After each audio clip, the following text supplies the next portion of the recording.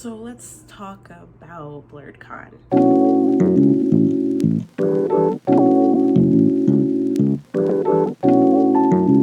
Hello everyone, welcome to my YouTube channel, Exis Does. My name is Exis and I do things. I am going to continue with my commentary content and I am going to be talking about something that happened, I want to say 2 weeks ago or so, pertaining to Blerdcon. So I know I'm a little late. I can explain why.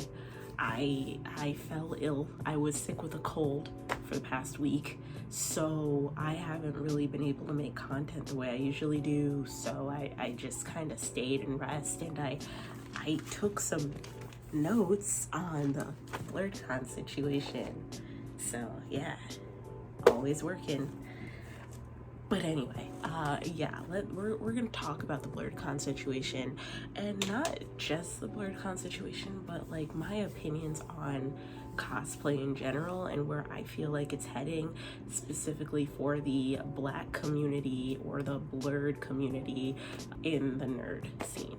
So let's go. So before we even have a discussion about what actually happened, we need to talk about what Blerdcon is. And so Blerdcon is basically like maybe like a seasoned anime expo. Like think of any cosplay or nerdy convention that you've been to, right? Like, okay, Comic-Con, all right? Now imagine like the baked macaroni and cheese version of Comic-Con, okay? Or like the Laurie's season version of it. That's what Blerdcon is. It is very much so a convention catered to Black nerds and basically cultivates and creates a space for Black nerds to interact, hang out with each other, and share common nerdy interests within their own respective fandoms. And so the convention was founded by Hilton George in, I don't have the date, let me look that up. Hold on.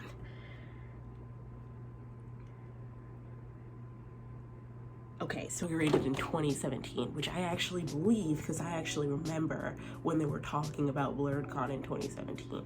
So yeah, it was inaugurated in 2017 and had very popular cosplayers of color come and guest, also come and judge. They have different panels of nerdy things or what it means to be a blurred in a predominantly white nerdy space.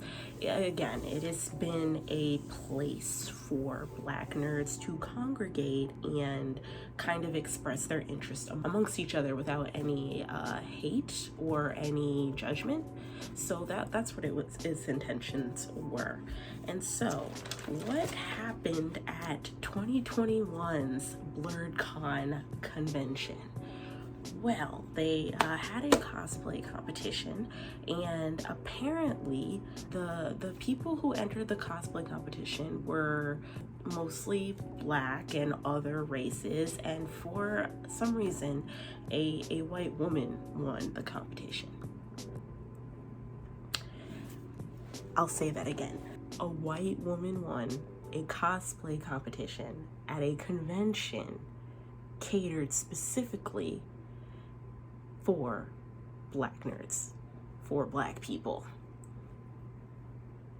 Okay, you might be asking, okay, Exis, well, what's wrong with that? Like, are non-Black people not allowed to go to these conventions? Are they not allowed to participate? Like, what's going on with that? You know, well, freeze, stop, because I'm gonna tell you what's wrong with that, okay? All right, so first of all, if you are a person in any sort of space that is not of your culture or of your heritage, or that isn't inherently meant for you, you shouldn't be a part of anything that will possibly make you the face of the event or the environment that you're in, unless they are completely okay with it, and it won't be seen as a way of hindering the people of color that it was meant for, okay? So I personally would have been okay, well, not really okay, I would have felt away, but I would have been about the whole like white woman winning the Blerdcon competition. I'd be fine with it. But the rewards that were at stake for somebody to win the cosplay contest basically cash prize, which, you know, okay, but also they get the opportunity to be the face of the cosplay convention dedicated for blurs, dedicated for Black nerds, and they also get to guest at the convention the next year. And now you can see why I'm a little pressed, right? Because the problem here is that already Black cosplayers or Black nerds in general find such a hard time trying to create and cultivate a space for themselves because of the blatant racism, maybe the resources, the money that we don't inherently get the privilege of having. Keep that in mind, because I'm gonna bring that back up. But no, real talk, like a lot of Black nerds and a lot of Black cosplayers don't really have that space or that promotion in the first place because of the color of their skin. And so when we see that a white woman has won a cosplay competition at a convention for Black nerds, and one of the rewards is that she gets to be the face of the Black convention, now there are some problems. So let's sort out all the details. All right, I read a Daily Dot article, so, and a couple of tweets. Mama knows what she's doing. Anyway, so what ended up happening is that the white woman stepped down. She deleted all of her social medias because she was getting a lot of hate and a lot of bullying. She wrote on her Twitter a very lengthy apology saying that she didn't mean to take up the space. Of course, you had a bunch of Black nerds or Black people stepping up and voicing their opinion, as they should. Some saying things along the lines of, I don't understand why the other Black cosplayers did not win. Their costumes were just as good. Other people saying, you know, I don't think, shame on the white woman for even entering into the competition. She should have known better when it came to entering in that space that wasn't meant for her. Some people were just kind of like, what the fuck, Blerdcon? Like, you know, why would you do something like this? Why would you pander? It was a lot.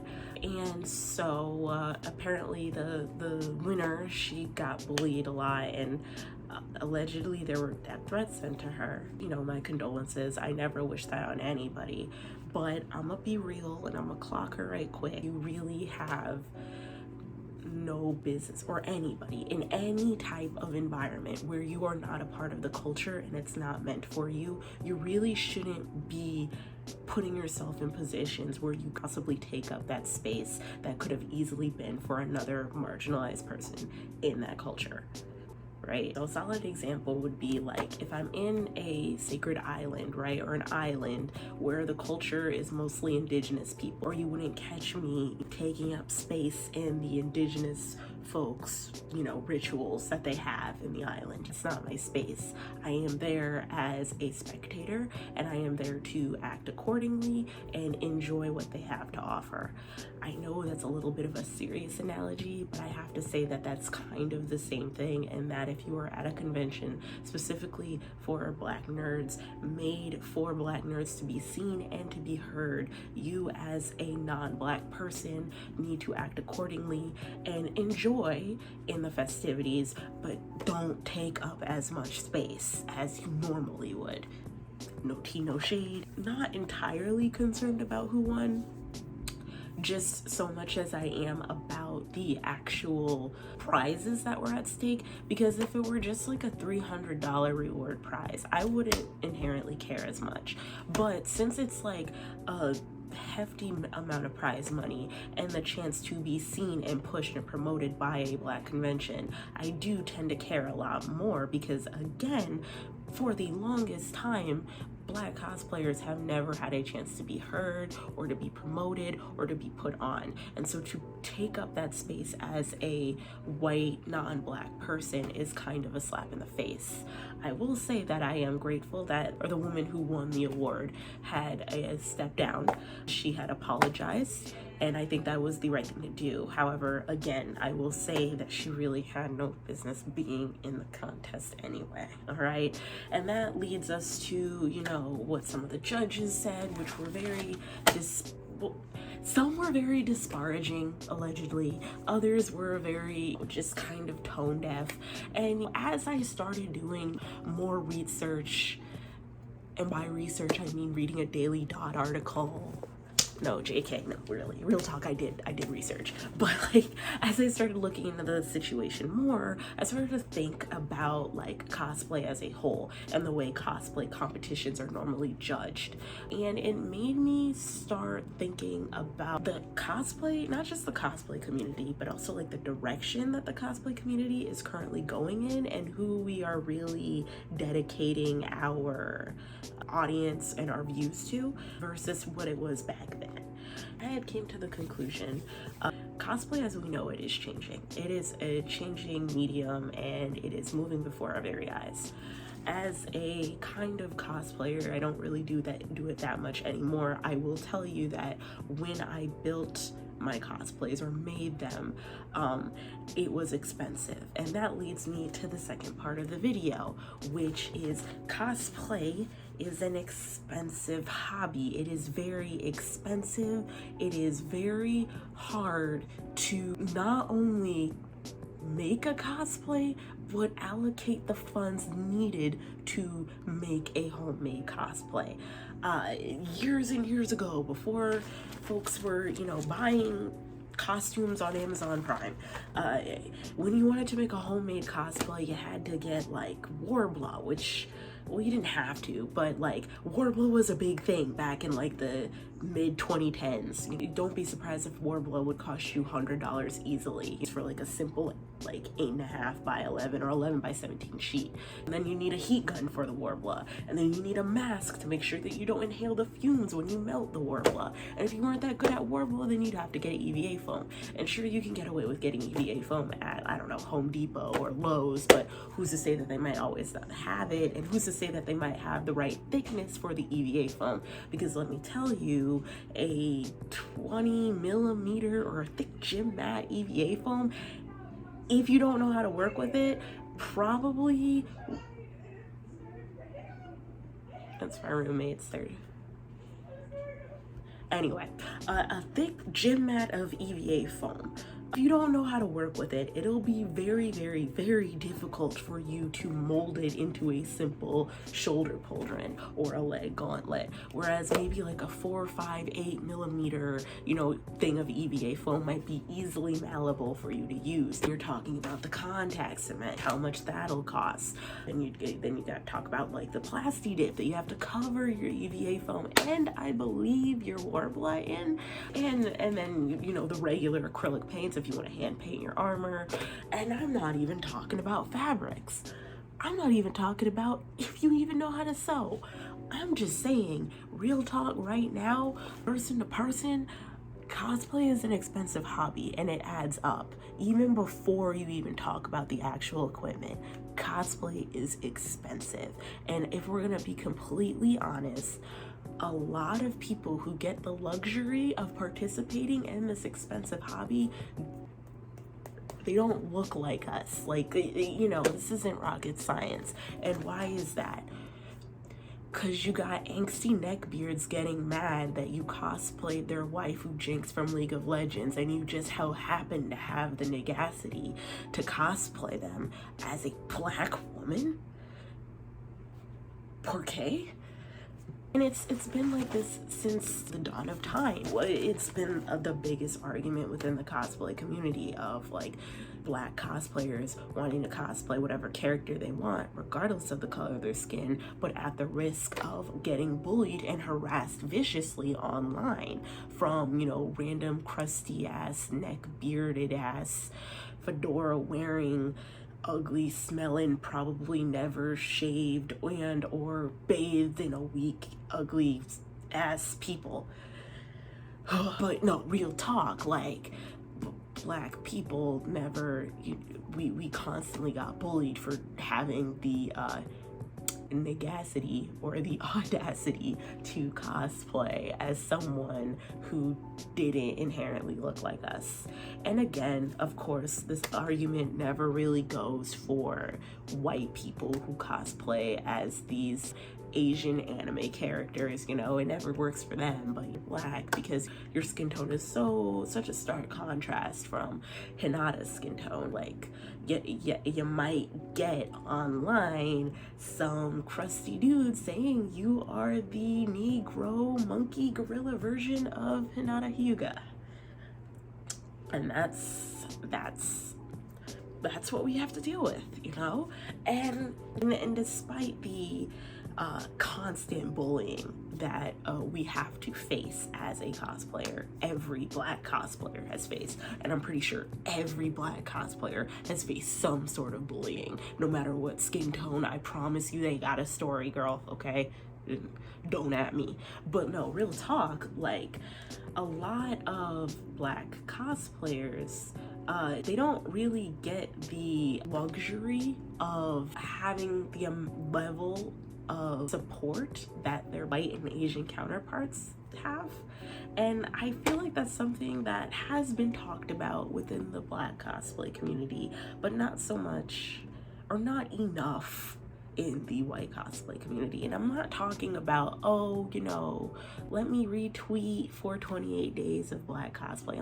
I'm not talking about that. I'm talking about like having a type of income where you can donate money to your favorite black cosplayer so they can continue to make cosplays.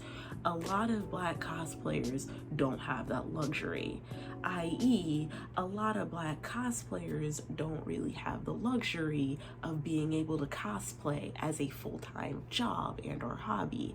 As a matter of fact, if we're being completely honest, off the top of my head, I really only know 2 cosplayers, one who I believe doesn't really cosplay like that anymore, and one who actually has grown and made her online presence be that she is a full-time cosplayer.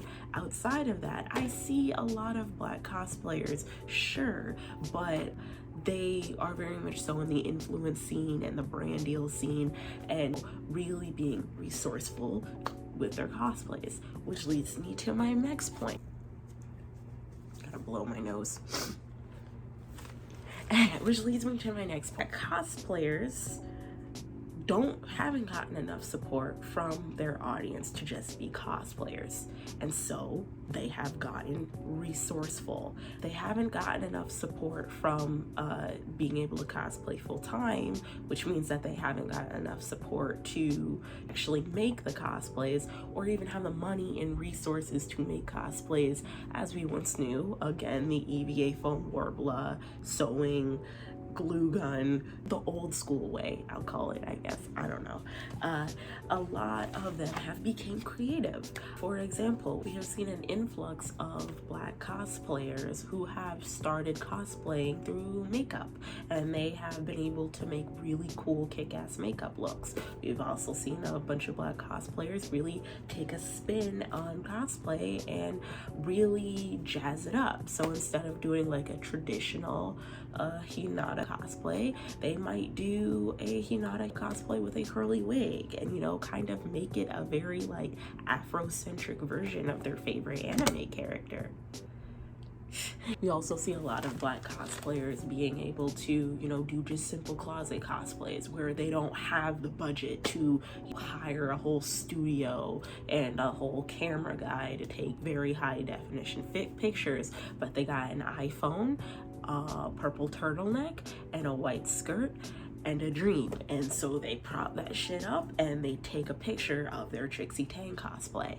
You know, we've become resourceful in trying to constantly push our content, and I think we've done that because we've realized that if no one's going to see our work, or if no one's going to support us in that way, we will constantly produce content to prove to people that they should support us in this way. And so if you were to ask me, do I think that it is good for the community as a whole? Do I think that it is a disrespect to cosplay as a craft or a medium that more and more black cosplayers are starting to do store-bought cosplays and switching it up a bit, or they're using makeup, or they're just doing simple cosplay? Do I think that is inherently bad? My honest answer is no. Absolutely not. I think it is genius and it's amazing. And the reason why is because it makes cosplay as a medium easily accessible to more people who might not have the means to a glue gun or a sewing machine or a heat gun or EVA foam. My biggest concern with Blerdcon is that if it is a convention catered to it being a predominantly black space for blurs, why not make more competitions that are accessible to black people as we know it? And so what I mean by that is basically, if you see that more and more black nerds or nerds of color are starting to do cosplay differently, i.e. they're using makeup or, you know, they're doing really crazy curly wigs, why not make a cosplay contest cater to that? For example, they could do like a 3-hour makeup cosplay contest dedicated to a specific anime like Demon Slayer, and each contestant has to portray their version of a character from Demon Slayer. I think that would be very interesting. Or maybe they have a really big like curly wig cosplay contest where all the cosplayers are required to style, make, and create a really crazy curly wig dedicated to their favorite anime character from said series and or franchise. I think that with Blerdcon, they did a big disservice kind of going the traditional route of cosplay, especially when you realize that some of the judges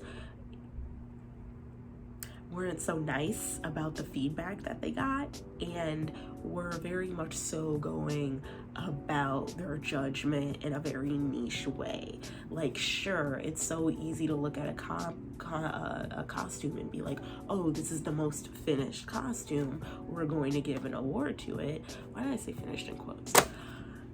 Sidebar, I know that I have seen the costumes from the Blerdcon convention. I have seen the black people who made their costumes, and I've seen the white girl who've made their costumes.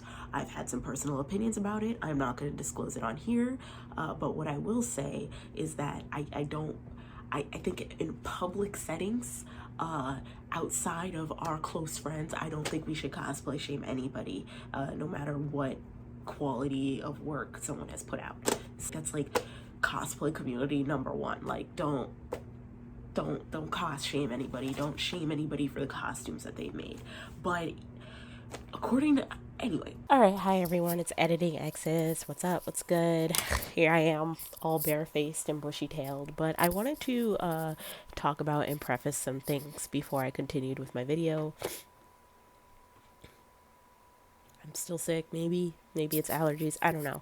Anyway, apparently Hilton George had made a video about Blerdcon that had gotten deleted, and I believe one of my friends, Yarn Goddess, what's up girl, she was able to allocate the video with the help of her TikTok followers, which I will say, you know, Black TikTok is always going to be on that demon time, and you love to see it.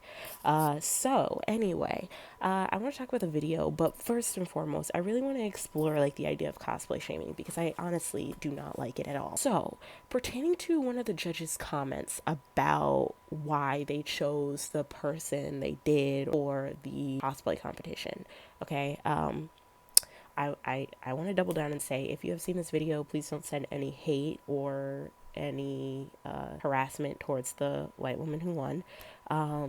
However, from what I understand, she did step down and hand over her cosplay rewards to a black cosplayer, which I will say, awesome, great job. But more specifically, about how the judge responded to the whole issue. Okay, so a couple things. I like that they were able to preface that white woman that won was mostly due to the fact that she made her cosplay from scratch. She was able to dye her fabric made out of silk, which is impressive. Dyeing fabrics, or anything for that matter, is difficult. And she also made her dress from scratch, and she was able to wear a petticoat for 3 hours straight, which is also impressive. I'm going to take a shot out of the dark and assume that she made her wig and her props as well, which, if that is true, that was an amazing cosplay. Again, I personally feel like the other cosplayers should have won, but that's just me. Um, but I do like the costume that the white woman made. I thought it was really good. Just like I thought the other black cosplayers' costumes were really good. And so I just find it interesting how good that she's able to acknowledge why the white woman won the cosplay competition and what specifically they were voting on. I personally didn't like how they simultaneously dragged nearly half of the black cosplay community for either deciding to use different mediums to make their props, or for choosing to store buy or buy all of their costumes. I didn't like it, all right? And again, I guess this goes along the lines of don't cosplay shame, and I just find it very rich that they were shaming the black cosplay community as a black cosplayer themselves when they know what we as black cosplayers go through on a daily and how we're constantly getting shamed for just existing and being black and happy. I don't know. I just think it is very, very rich, and I did not like it at all. I think the person with the best judgment response to the situation was probably Drax's explanation point. I believe that they were very professional in how they felt about their decision. Do I agree with it? No, but they were at least professional. I saw Hilton George's video, saw the video, saw what he said, and he said something specifically like, if you feel as if you find better black cosplayers that are awesome prop makers, sewers, just good at the medium of cosplay, then you need to request them and you need to have them enter into these Blerdcon competitions. And I just want to say that a lot of the black cosplayers that we like aren't really, again, cosplaying like that, okay? So to look at the black cosplay community and blame us for not picking the right black cosplayers to enter the competition is very, very dumb and very rich and very gaslighty. I don't like it at all. Apparently he's gonna go live sometime in August. I don't know what he's gonna say, but I honestly, at this point, I mentioned later on in the video how I'll probably never guest at Blerdcon ever, and at this point I don't even think I want to. I'm very disappointed in how they rolled all of this out. Also, Hilton wasn't at his own cosplay competition. Like, don't you think you should be there at least? Like, I don't know. Anyway, him saying that we should demand that our favorite cosplay prop maker or cosplay sewer of color enter in the competition is very rich and goes directly along what I'm saying in my video, because a lot of black cosplayers now are not doing cosplay like that anymore. Okay, it is very expensive, and if Hilton George knew anything about the community, he would know that there isn't a ton of us out here building cosplays from scratch. There is enough of us, but there isn't there. It's just, as far as pushing yourself as an online cosplay personality for black people, again, I just think it's not easy for us to do if we make our cosplays from scratch. It's easier for us to do it if we're doing other forms of cosplay, whether it be closeted, makeup, or funky wigs, but that's neither here nor there.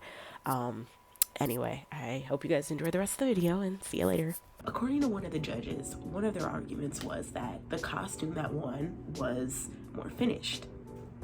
And it's like, okay, but by what standards?